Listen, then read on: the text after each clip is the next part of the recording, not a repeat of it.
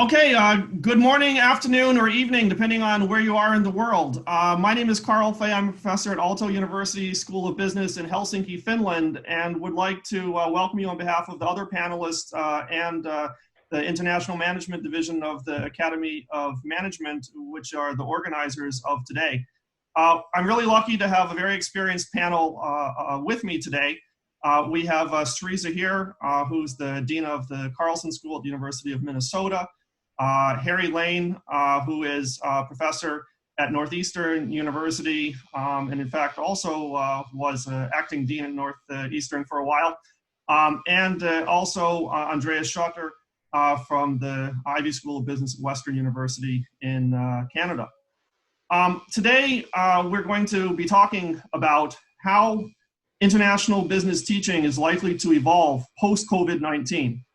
Most of us have been really wrapped up with surviving COVID-19 and the adjustments to that. I'm sure people like Sri serving as dean at the moment are surely feeling the pressures of that from the last months, and I can sure relate to that, having previously served as dean of Nottingham, China myself. Fortunately, was happy to be out of that position during this crisis. But the question now is, where do we, when this eventually works its way out, find international business in terms of the methods, in terms of program design, in terms of the content that we will be teaching? Probably it will look a little different than it did before. So that's what we'd like to talk about today. A few housekeeping things before we begin. If you have technical issues, you can use the chat button at the bottom, and we do have a technical support person online watching that. There's also a Q&A function at the bottom, and would encourage you to write some questions there by clicking on Q&A. You can also vote by using the thumbs up button, and we will try to answer the questions that are most highly ranked, that is the most people who have voted for them, first when we come to Q&A time. We are going to try to have several different times of Q&A during this, so we hope for a somewhat interactive session. And while I primarily will be reading myself out the questions to the panel members, we also may give a chance to have a few people talk orally with their questions as well, or even put you on with the video. So be ready if you'd like to do that. We also will have a couple polls during the session, so hopefully we'll keep you awake. So in any case, why don't we get started? We'd like to start by talking about content a little bit, and how content may evolve as international business teaching moves out of the COVID-19 period eventually. So for example, I wonder how our teaching about supply chain may change. Perhaps both due to COVID-19 and recent actions by the US government towards companies like Huawei. Maybe companies will be thinking about if they want just to have one supplier or having multiple suppliers. I think we'll probably see them moving more towards multiple suppliers, and we might see somewhat more of a move towards regional rather than global supply chains. But I'd be very curious to hear what our panel members think about that. And how we might adjust international business teaching as a result. Perhaps we can start off with Andreas. Andreas, what do you think about how we'll be talking about global supply chains? You know, just in principle, over the last few months, even before, there's been a panic about globalization, the retreat of globalization, and so on and so forth. I think that we're actually in the most exciting phase for research on internationalization, international business, and as well as teaching on international business. And we have to cut out the noise. Of course, the COVID crisis has increased the discussions about bringing production back to the home countries or to every country. I don't think that's really possible. And I do believe that global supply chains remain critical. And when you look and talk underneath the propaganda and general business, you will see that many companies are still relying heavily and will rely heavily, not just for cost efficiency, but also for innovation, for specialization, and so on international supply chains. Having said this, I think there will be a much more sophisticated way how to develop supply chains in the future, particular more contingencies, more regionalization, and so on and so forth. I think this is this is there, and we need to really talk to businesses and don't just listen to the CNNs of this world and propaganda up there. So supply chain teaching, I think, becomes even more relevant in the future than it has ever been. Thanks, Andreas. So make sure we sift through the propaganda a little bit and also tie a little bit into the globalization issues that we've been hearing in all sorts of other ways. Sri, can you share with us some of your thoughts about global supply chain teaching? Right. Obviously, I think the pandemic has just accelerated some trends that were already there.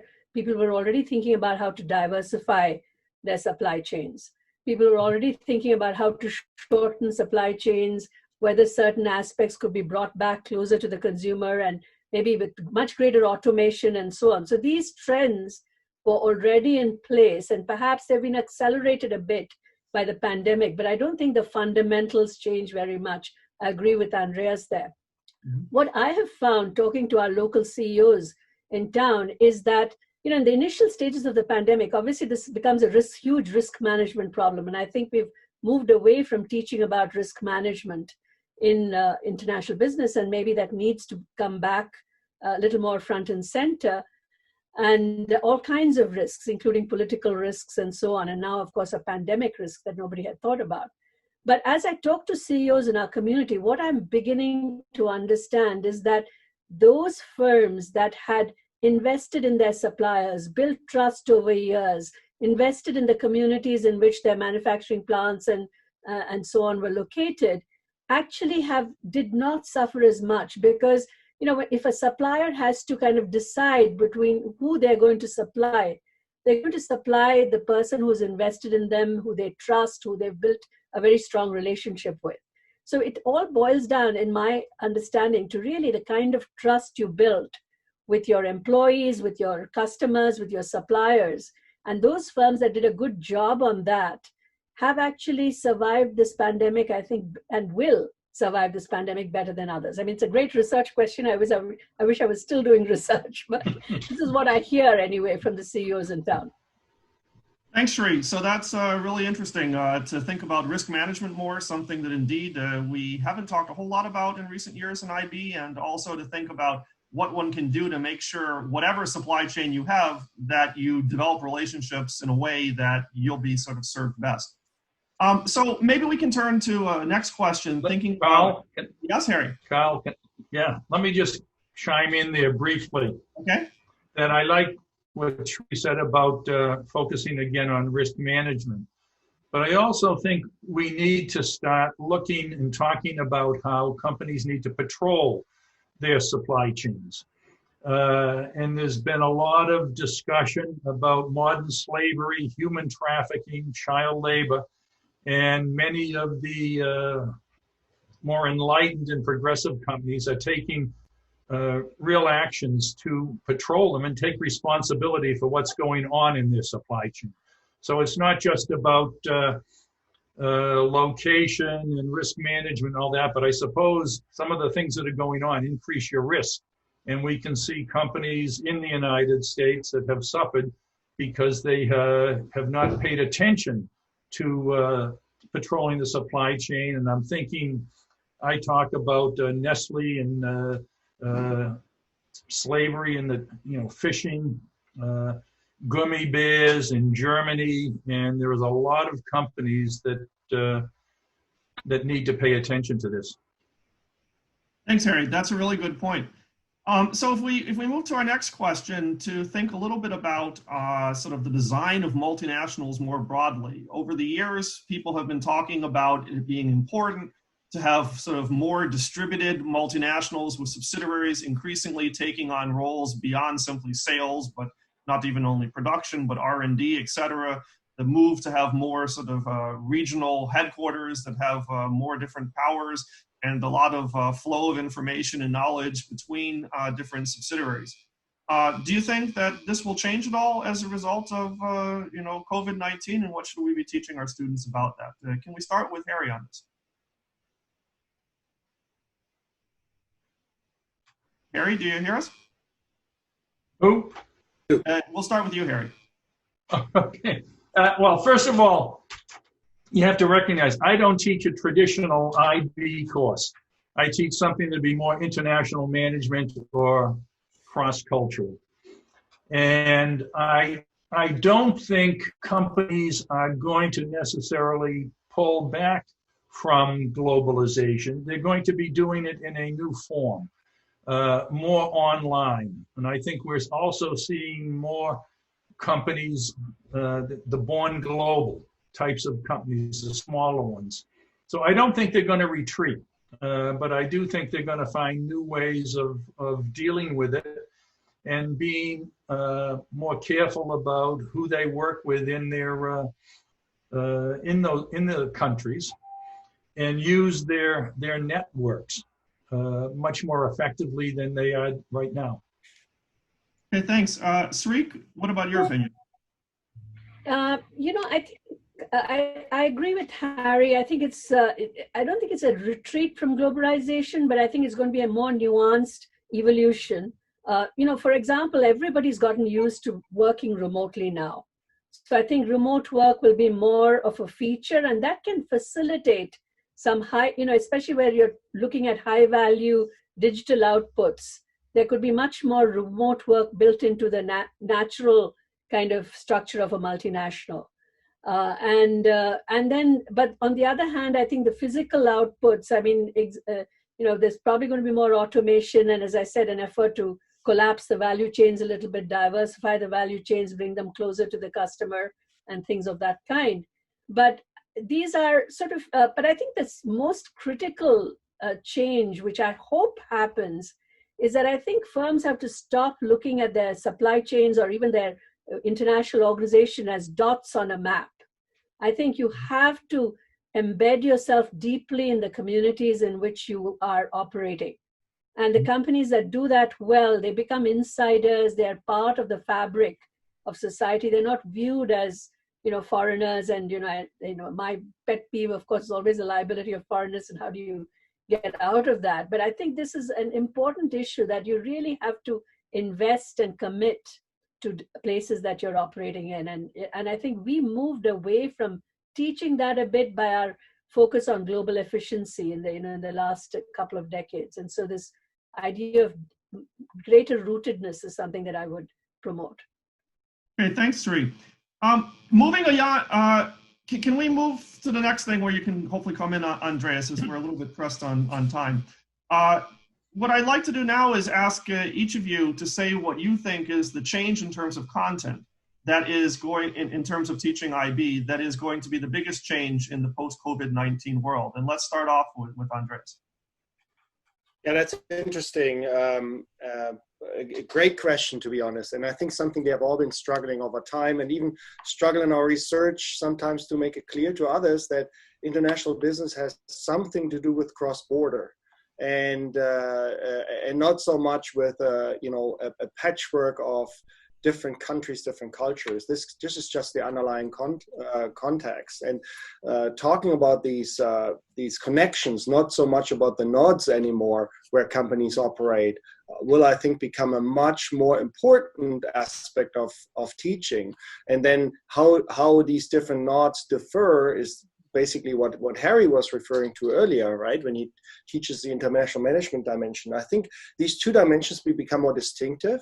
You know, understanding on one side, even Sri mentioned that, the local embeddedness, the local context, how to operate locally, but for an international business, how to create meaningful supply chain, value chains, I prefer to talk about value chains, becomes much more critical. And how do I structure the world? Geographic regions will not cut it anymore, right? And years ago, Honeywell has restructured in a way that they defined growth regions, and that was before the situation in Syria erupted, as Central Asia, Russia, and Brazil. That's a growth region for them. I mean, there are very new configurations here. These connections need to be discussed in a much more systematic way and taught in a more systematic way, so that an international manager is not just someone who understands just the other side in another location that she or he is talking to. Okay, thanks very much. Sri, what about you? What do you think is the most important thing we haven't talked about so far? Well, gosh, I think, as we, I haven't actually taught international business for a while, but I think as we think about how do we, create international experience, I mean, the global mindset is still extremely important. We want our students to go away really feeling comfortable worldwide. And I know there have been a couple of questions on how do we do that when there's no travel. I think hopefully the no travel is a fairly short-term effect. And what we're noticing, we haven't backed away at all from our study abroad requirement for our undergraduates. And what we're seeing is that there's still a lot of students very interested, signing up just as strongly as ever for courses that we're running in next year in 2021. So hopefully that'll come back. And meanwhile, I think the kinds of things we're doing, I mean, one of the interesting examples is, we have something called a medical industry valuation lab, and we are partnering actually with the Karolinska Institute in Sweden, and we have our students and students at Karolinska jointly evaluating the intellectual property and market potential for different medical industry innovations that half of them come from Minnesota, half of them come from Sweden, and the students are working on teams doing this. And while this doesn't substitute for that immersive global experience, I think things like this are going to be extremely important. And our institutions, AIB, AOM, the IM division, and these are the places where we can make the connections to do these kinds of things. Yeah, indeed, how to deal with sort of getting simulated or real international business experience when you can't travel is a big issue. We have a number of questions about it, and we're going to talk about that more later on, but maybe we'll come to this again in the question and answer soon.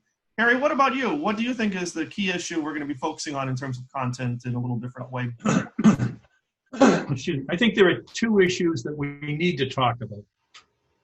And one I would characterize as the dark side of globalization, and not just focus on the market-oriented or production-oriented issues such as supply chain, value chain, et cetera.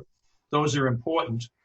But we need to talk about the things I already mentioned, for example, modern slavery, human trafficking.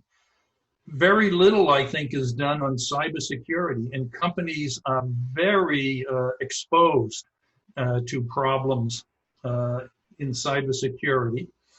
And we also need to be thinking about migration in terms of national security and immigration. And I think these are all issues that need to be talked about.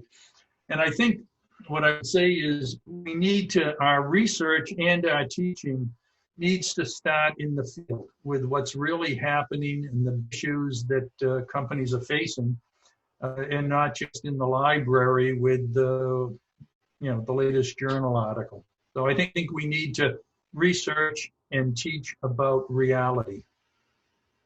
Okay, thanks for sharing that. So some diverse views about what's going to be the biggest changes moving forward. Let's take a poll that suggests a number of different things to see what people think. If you could choose one of the items that you can see in the polling in terms of what you think will be the most important items that are likely to change in IB moving forward. If we could get some people to vote on that, we'll then take a look at the results. I'll give you a minute to make the poll.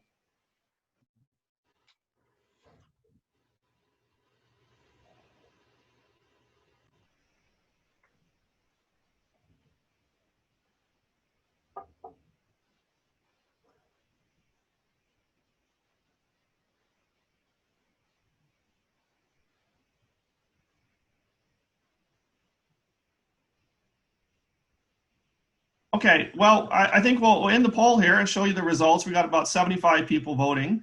And it seems that the extent we focus on regional versus global wins out as the area that people think will focusing the most on, and perhaps also more focus on sustainability and corporate social responsibility moving forward is also likely to happen. Perhaps we can continue on with the theme that Sri talked about. And I know that there are a number of questions that have been relating to this, relating to how we can deal with having sort of simulated experience for people who can't travel, or even just in a more environmental or economical way moving forward. So a number of people have asked about this, and I'd be curious to hear other ideas from panelists of how one can deal with this.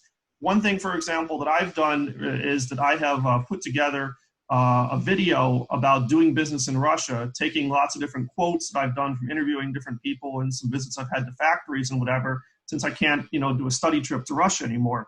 Also, there are other things that are happening that are video projects, like Harvard's Creating Emerging Markets database, which there'll be a session on at AIB coming up that Charles Dhanaraj and Tarun Khanna are going to be running, which seems to be a great source of video content which people can use. But of course, there's no substitute for really being exactly in person. I wonder if anyone has some ideas about how you can create a simulated experience. Andreas? Yeah, first of all, I don't think that simulation alone will cut it. We need to have students eventually take foreign experience. I think what Sri said before, not backing down on the international experience, is absolutely crucial. We had to do so during COVID. We have two of our programs that have all students having an international experience. The MSc program, all students in the international business stream have to work for 2 months in an emerging market in Vietnam, India, or Peru, for a while also Nicaragua. This couldn't take place. They are working virtually with these companies at the moment. It's not ideal, but what we have learned from this is there's still some cross-cultural learning, some on-the-ground experience, and so this is working for right now. But we are completely committed that these international experience going forward. Another mode is in the SEMS program, which we are part of, 33 schools. We just created a course where one course will be taught across all these different schools, but only about 40% is similar. So the rest is on the ground, and of the 40%, it's 20% content delivery and 20% on the projects. And these are projects that include at least 3 continents on each of the student teams. So that's something where the students can actually work across, have never met, have to find a way to connect internationally. It is a fix at the moment for the situation, but I think some of the learnings from this experience can be carried over in the future in creating quicker international experiences in potentially non-specialized courses. I think that's a good point to make sure that and realize that there are some opportunities for this virtual international experience, which you can gain to start with. And you've mentioned some opportunities, and Sri also talked about the program with Karolinska. We're doing some things like this as well. Harry, what do you think? What do you think about getting international experience when one can't travel as much, and even after one can, but might not want to quite travel as much? Well, I think I don't want to be a pessimist, so I'm going to say that we will get back to international travel, maybe not as much as before, but I don't think it's going to come to an end.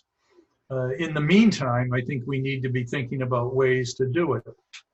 And I think it's things like Zoom and building into your courses. Let me give you an example. My online MBA class just ended. We do a virtual team building or team decision-making exercise, actual experience, and have reasonably senior jobs. And they're educating their classmates about this. So I think the use of virtual technology and things like that in your class can help. It's not as good as being on the ground, but it might be the best we can do in the short term or the medium term. Okay, thanks. We had a number of questions. I just had some technical challenge, I'm sorry to say, and all of the questions have disappeared from my so I apologize about that. If you sent a question, maybe you can send it again and it will reappear, I hope. But I know one of the questions was how we might see the role of China changing in global supply chains. Would anyone like to comment on that?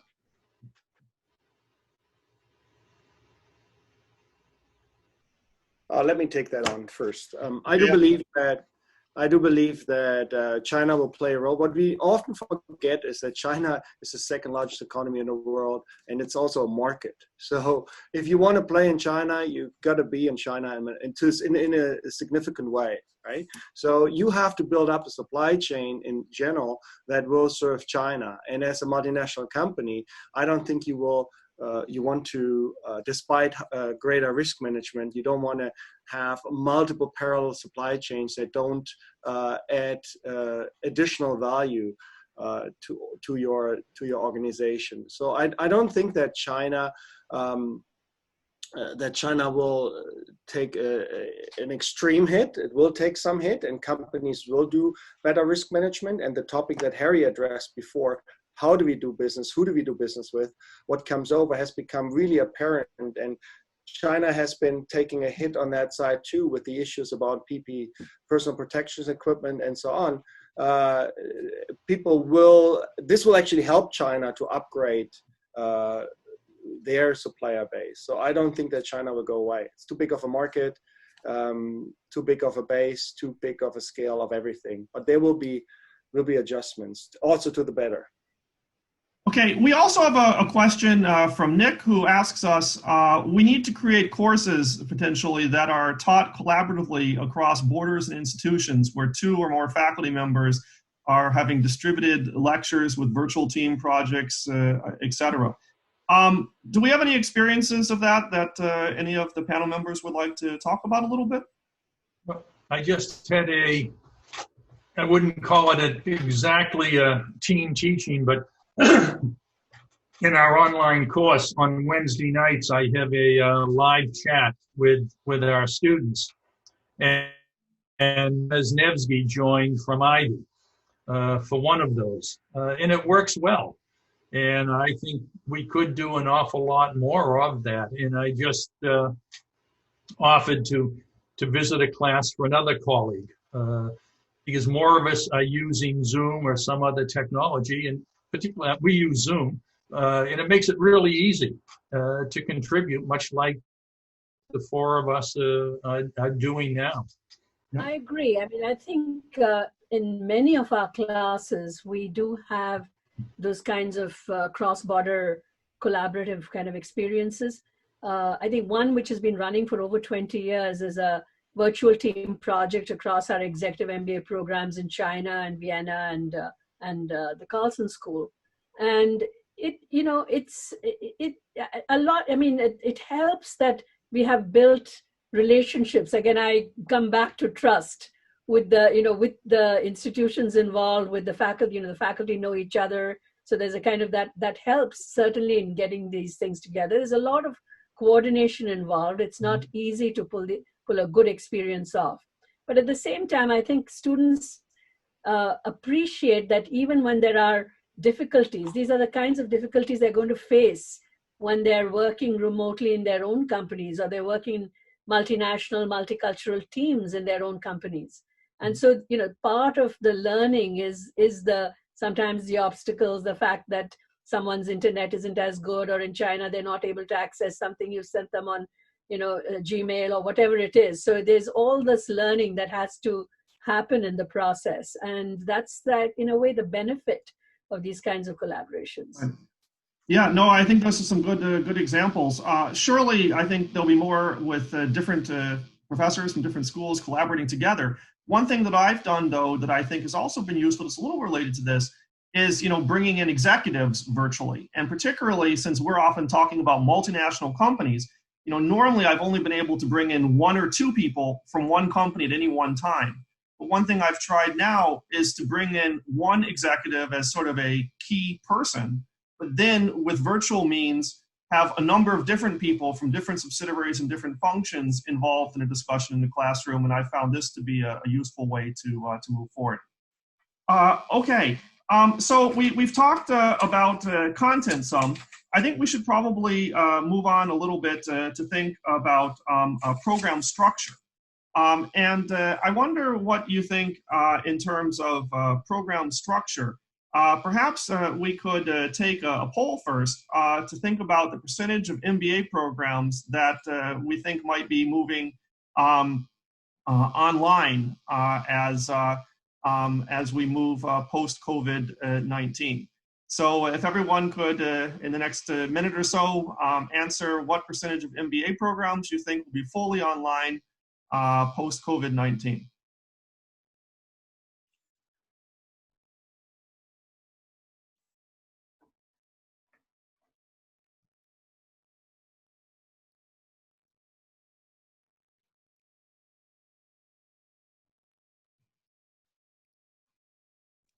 Okay, so we got about 90 answers or so, and it seems that the winner is 41 to 60% of MBA programs will be fully online, according to our participants. Let's look at one other thing, which, sorry, one second here. Sure. What about if we switch to thinking about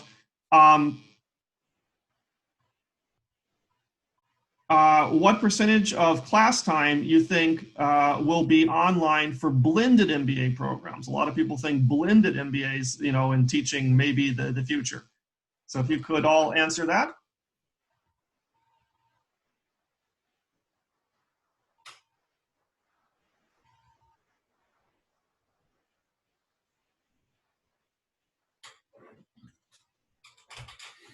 Okay, and I'll share the results here. Seems that it's close between 46 to 60% and 61 to 75% of online content in blended programs being online. So clearly, at least the participants in this session think that we're going to be seeing a lot more online teaching, which is something I surely believe in.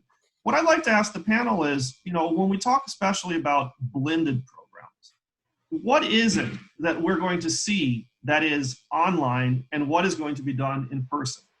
Could we have some suggestion on that? Perhaps we could start with you, Andreas. So we started last year a blended program, which was set across all courses. Blended MBA program, 40% asynchronous online, 60% synchronous face-to-face in our traditional case teaching workshop. I have to say, Ivy had decades ago, a video conferencing MBA, which at the time had technological challenges, what wasn't too bad. This is a very different program what we're having. And the opportunity here is not to just throw something at the screen and think I'm teaching in the same way as I do in the regular classroom. So a lot more preparation, a lot more thought needs to be put in.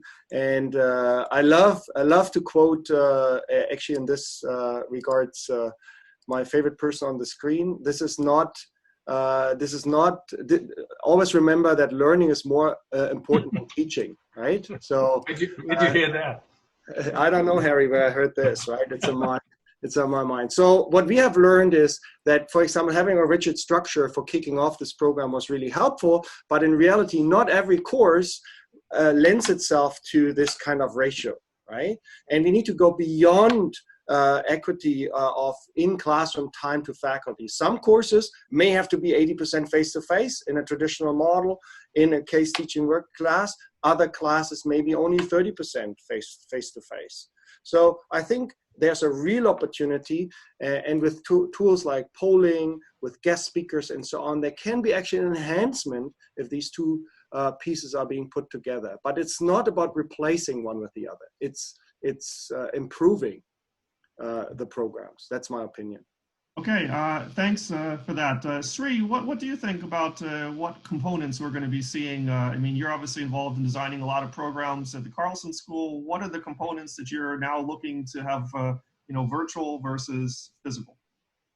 You know, I agree with Andreas. It so much depends on the course, and a lot of thought has to be put into it. I mean, when we had to move some of the courses that had never been online, suddenly online because of COVID, it was a little bit catch as catch can, but it was hugely helped by the fact that we had a team of instructional designers who could help our faculty think through it.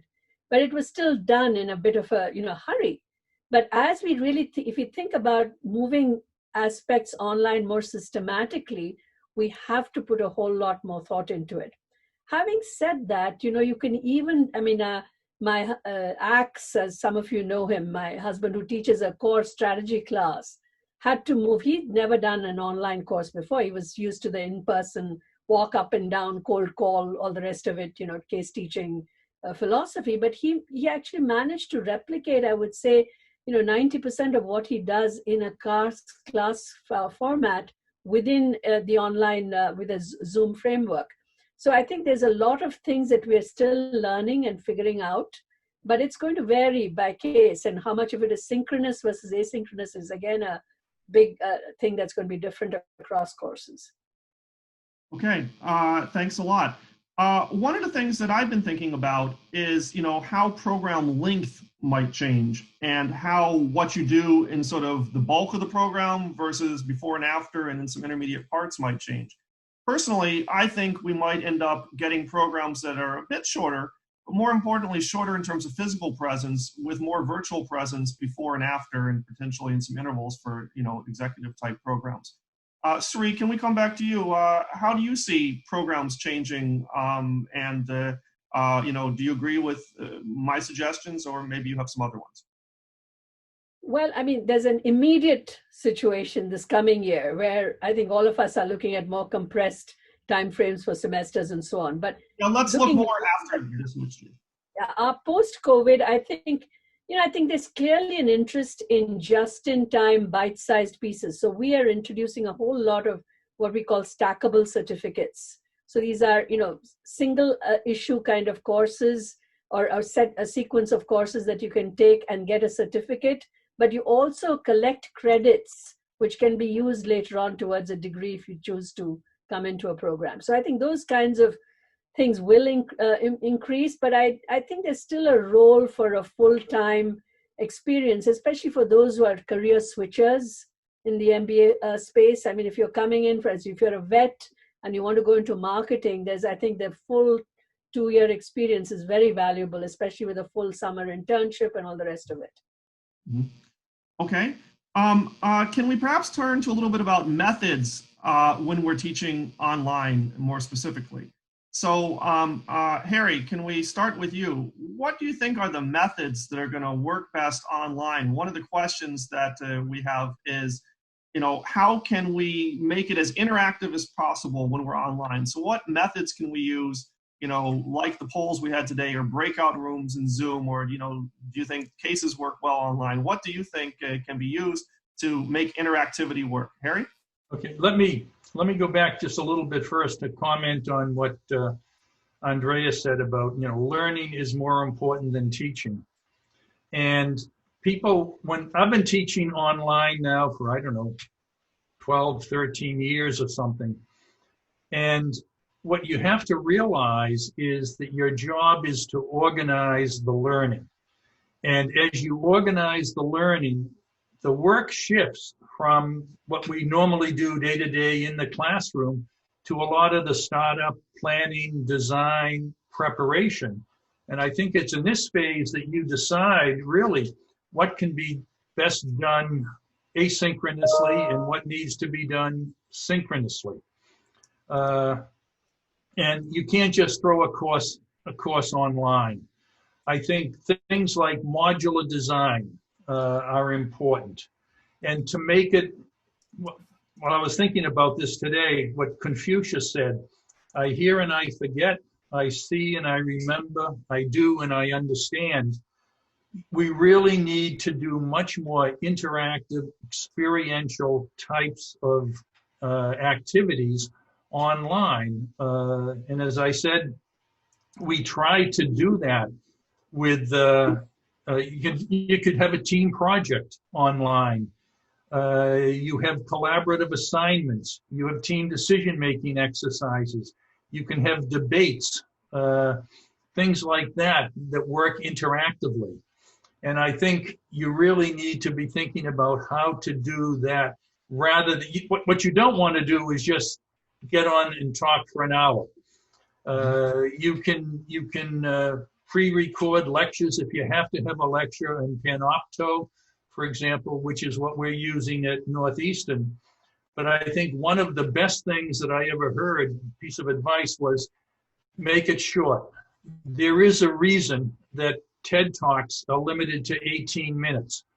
You start to lose people after that. So much more interactive, much more joint projects, etc. The other thing you have to think about, though, is I don't know, as I mentioned, we had a student in Dubai and one in Barcelona. You have to understand where these people are, what time zone they're in. It's much like what we're doing right now. We're all in different time zones. So you have to be thinking about, can you do it at an accessible time? What is their internet connectivity? There's just an awful lot that goes into online teaching that a lot of people are just starting to think about. Okay, thank you very much, Harry. Can we turn to you, Andreas?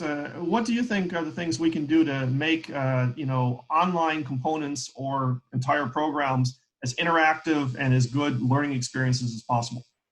You can imagine I completely agree with Harry on that one. You have to look at these time components. What we also don't forget often is it's only one course. And even in the face-to-face times, I always try to explain and tell myself that too.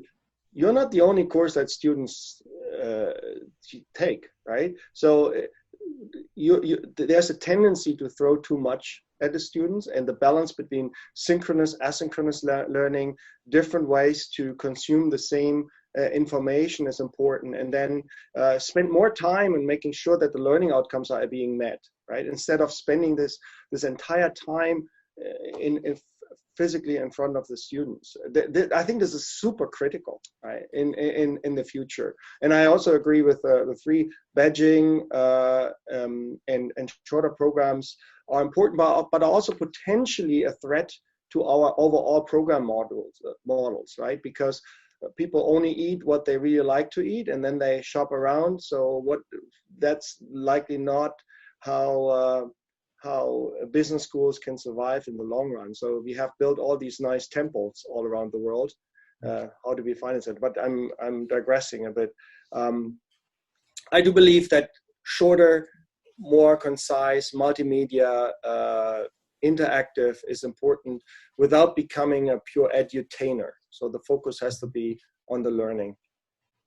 You know, one of the things that I think you've got some really good points there. One of the things in terms of methodologies that I've found can be good is to make some methodologies that can play up, the virtual components. So for example, I used to, when teaching international negotiations, have one component where first the students would, for the first half of the time, negotiate online and then negotiate in person physically, and they could compare sort of what approaches worked better in the online environment versus the physical environment, since both are probably things people are going to need to use in their working life when we return back to normal. Perhaps some more approaches like this can be helpful that are sort of leveraging the virtual element that naturally occurs in business settings as well, if we pull these into programs. Perhaps we can open up to a few other questions. I see that Alan Bird has a question. Alan, I've actually unmuted you so that you can talk if you will turn on your microphone. Would you like to ask your question yourself? Sure, I'll go ahead and do that. I put this question to my exec MBA students, and they surprised me. They asked about questions like, what should corporations do about working with NGOs like WHO that have demonstrated that they're either incompetent or have been co-opted by other players? How do corporations deal with countries that may have weaponized viruses or engaged in other activities to destabilize the global economy? In short, I was getting a lot of questions that suggested that executives see a significantly more dangerous world. And this seems like a topic that we haven't really addressed much in IB education. So who would like to answer that? Well, I'll give you an opinion. I think NGOs are a very legitimate thing that we should be teaching about, doing research on, and we don't spend enough time with them. And I know my colleague and Andreas' colleague Martha Mesnevsky is working with the was it the World Wildlife Association. And I think there are things to learn there. And in some cases, I know they may be more advanced in some of the management techniques they're using than a number of companies. Sri, perhaps you have something to add? Sure. My sense is that I think we have to be careful about not tarring entire countries or all NGOs with one brush. And this is where I think those deep relationships, the building of trust, really trying to understand the partners that you work with, spending time and investing and committing to those relationships does matter. So even in, I've lived in Nigeria during times which were, pretty dark. We had military coups going on at that point in time and so on. And yet there were, significant, there were partners, there were NGOs who were really trying to do their best for people on the ground. So it's kind of, you really have to, I think, make that effort to understand who you're working with. So Alan, I would be a little hesitant to, just paint every sort of in broad brush strokes, the folks that you will have, you're doing business with, that you're partnering with. If I could respond to that, Carl, I was struck by the questions that my executives were raising, and my focal point is that my executives seem to see a much more dangerous world than I had been seeing. And when I look in the IB education literature, there are areas where we talk about political risk and do other things, and it seems like there may be a need for much more of that type of focus in what we do. The typical IB textbook at the undergraduate level really doesn't deal with those sorts of issues.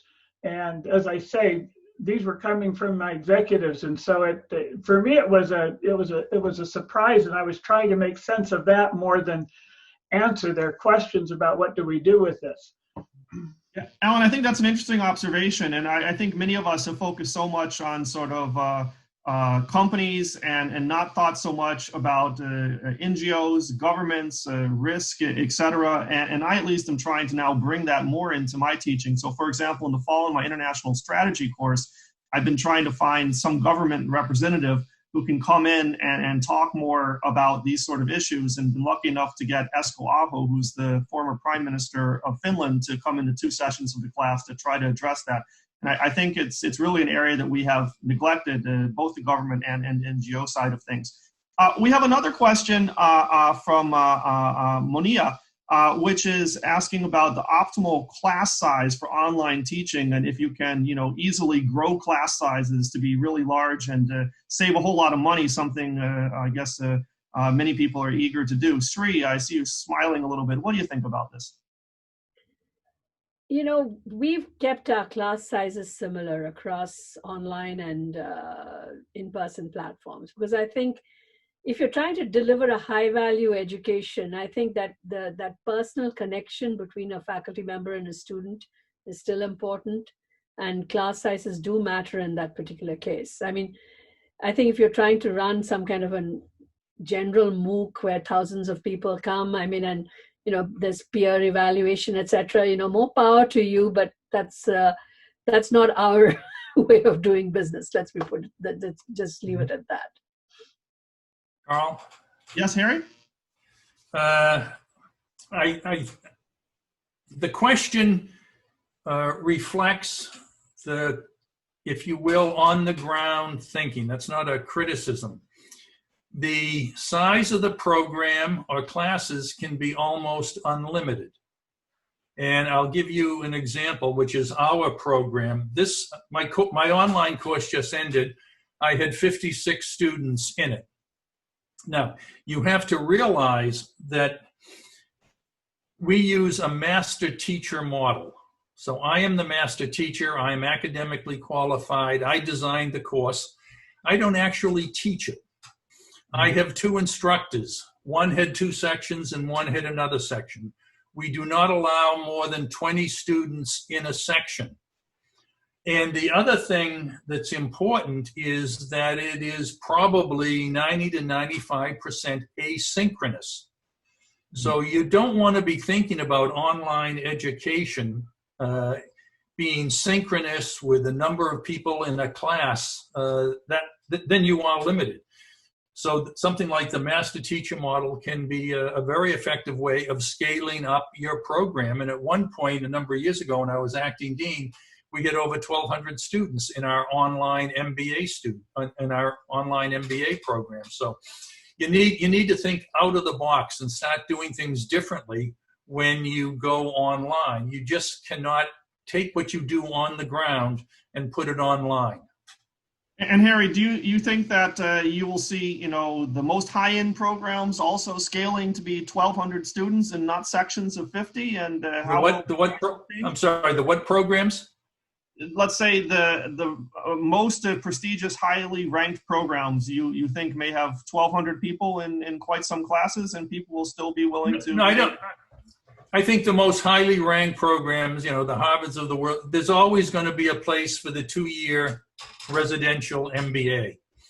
But I think one of the things that we're thinking about at Northeastern is how is education going to change going forward? And I think the model of lifelong learning is going to become more important. We've already seen in residential executive education courses, companies don't want their executives going away for 3 weeks at a time. You need to do much more online types of courses. And if we start thinking about, one of the things that's happened that we've done is we've had more MS programs, Masters of Science programs, Master of Science in Marketing, Master of Science in Data Analytics or Finance, where newly graduated students from undergraduate programs, they need more specific functional knowledge. They take that program, it's cheaper. You have to remember 2 things were impacting the MBA programs: cost and accessibility or convenience. And that's one reason we went to the master's type, the MS programs, because they're shorter and less expensive than an MBA. Then you get credit for that. If you come back to Northeastern, for example, within 5 years, we accept all those credits, and then you go on to do the rest of the courses for your MBA.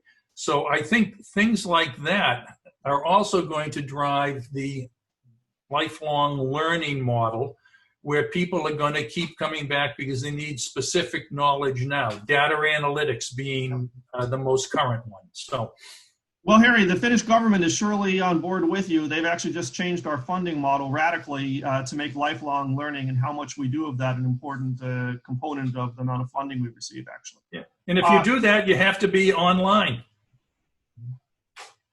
Okay, thanks for the advice. We'll have to keep that in mind. Indeed, I think there probably will be much more online component as one thinks about lifelong learning.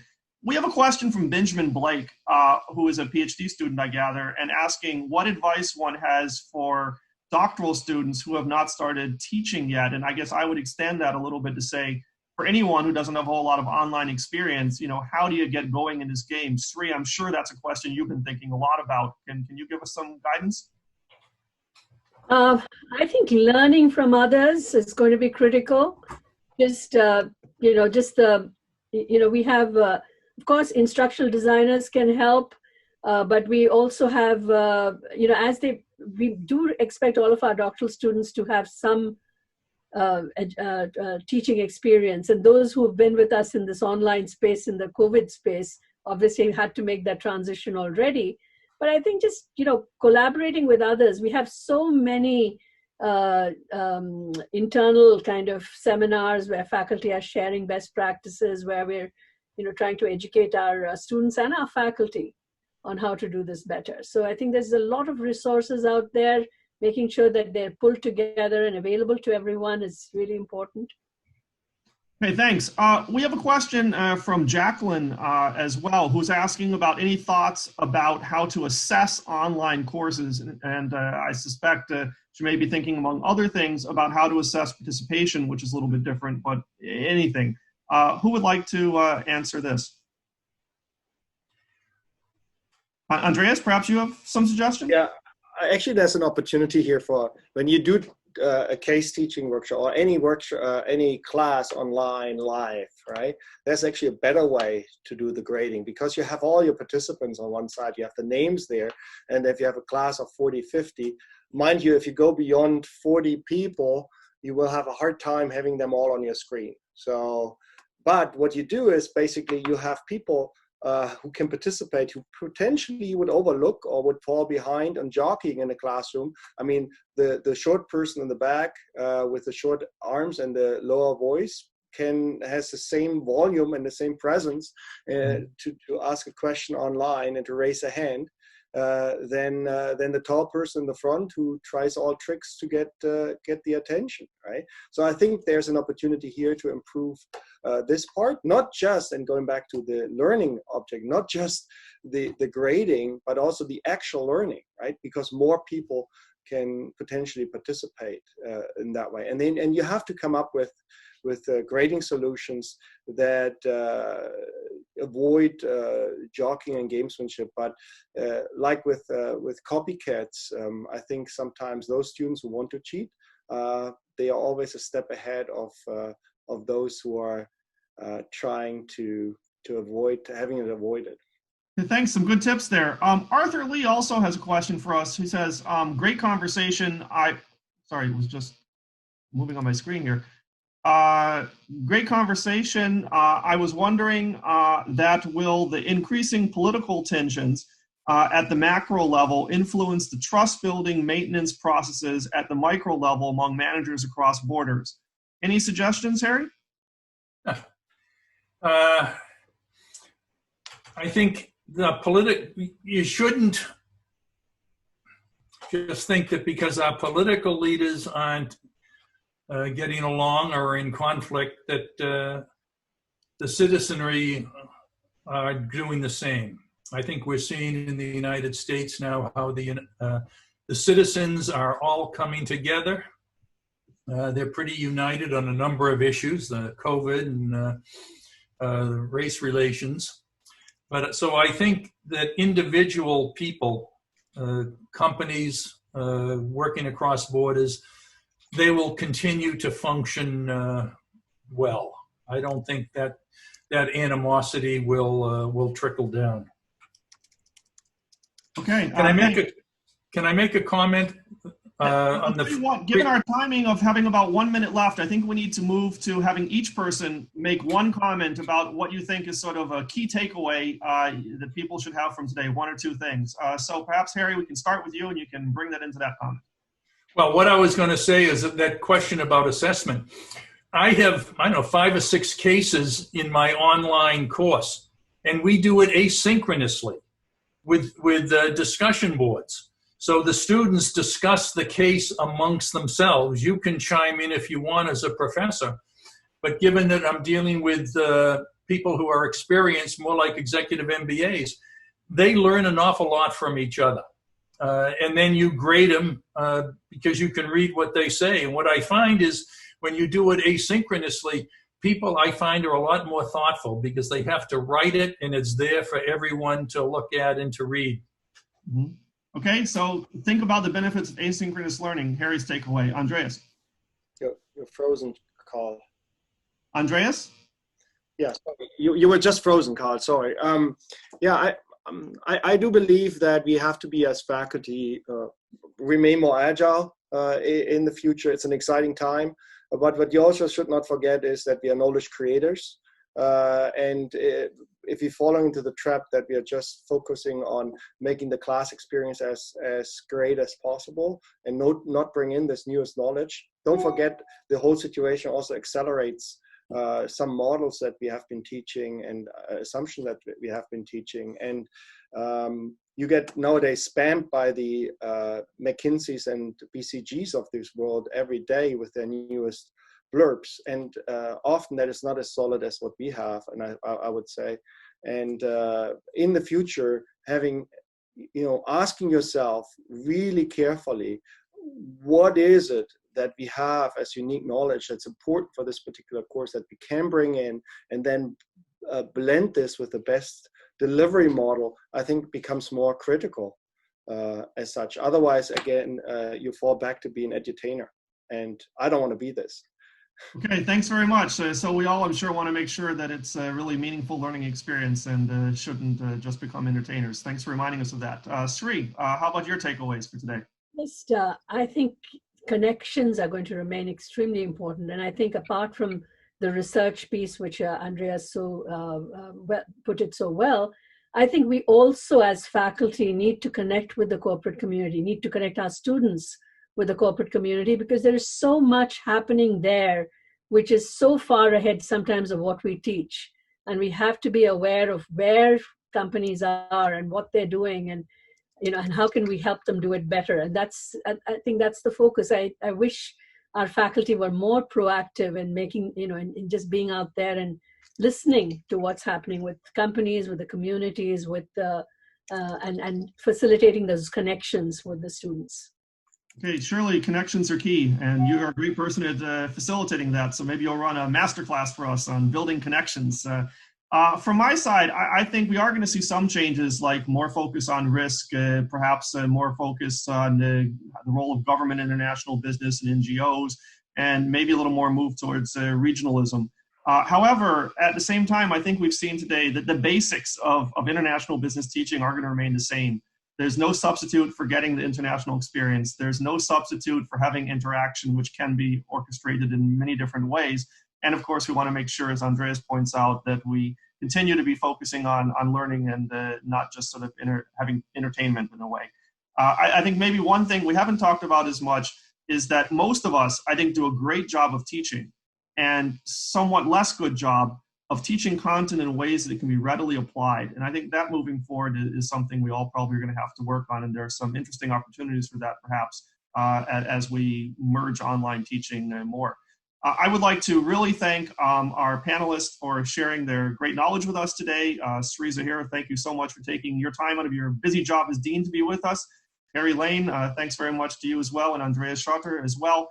All very interesting insights that we've gained from you and from the panelists. Thank you all for your questions. It's really been an hour that's flown through very quickly. Perhaps we'll have to continue this at another time. Hopefully we've all gotten some food for thought for the time ahead. Thanks very much for today. Thank you. Thank you, Carl. Thank you, Carl.